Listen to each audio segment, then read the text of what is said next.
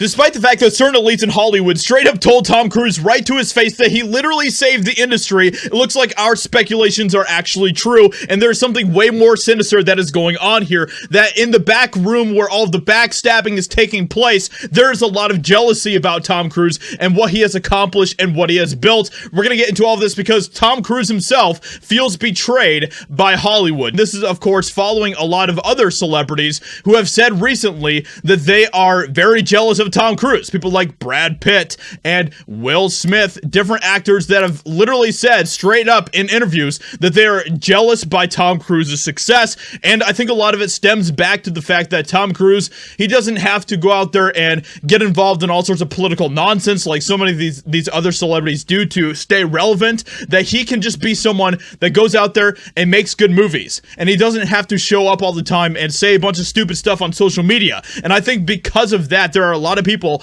that are angry at Tom Cruise, and we're going to see some of that here in this crazy story here where Tom Cruise admits how he actually feels about the way that the industry treats him. Tom Cruise seems to be on the back foot in Hollywood right now, as his upcoming movie is bound to collide with Christopher Nolan's magnum opus, Oppenheimer. With reservations for IMAX seats, it seems that Cruise wants the premium theaters for Mission Impossible Dead Reckoning Part 1 instead of the atomic bomb movie. And this is something, of course, that I've talked about extensively in different videos that I've done about Tom Cruise, where I also speculate that, I think that while all these different elites are saying to Tom Cruise, oh yeah, you're such a great guy, you're doing such awesome stuff, it's kind of the same situation as Chris Pratt, where they know that they can't get rid of him because Tom Cruise is a huge draw for Hollywood. He's literally like the star of Hollywood right now, so they can't really get rid of him, but at the same time, they would love to do everything they could to try to knock him down a couple pegs. As per speculated reports, the actor-producer has been trying to strike up deals with insiders to get the IMAX theater privileges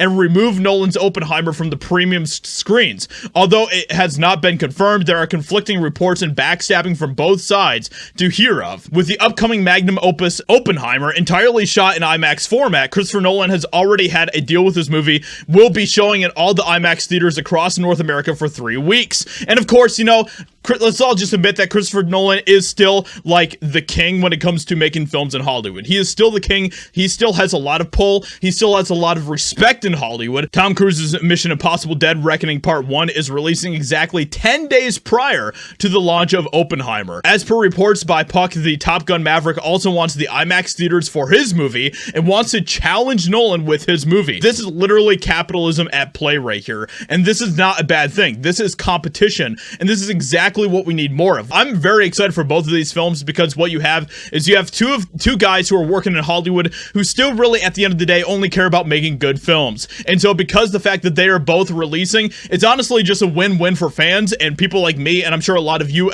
out there as well, who want to continue to watch films that have none of the woke garbage in it. But I do totally see where Tom Cruise is coming from here, and I can totally see this being also potentially a malicious intent by Hollywood to continue to try to knock Tom Cruise down a peg or two because they can't stand the fact that he is so loved by different fans. It's kind of the same thing as Chris Pratt and Keanu Reeves and so many of these other actors who aren't activists. They are out there trying to, push all these crazy agendas. They just want to tell good stories. And at the end of the day, that is all that any of us really want. And they can't stand that. The elites can't stand that. So with that being said, let me know what you think about all this in the comments below. Hope you guys enjoyed. Leave a like, subscribe, and I'll talk to you all in another video very soon.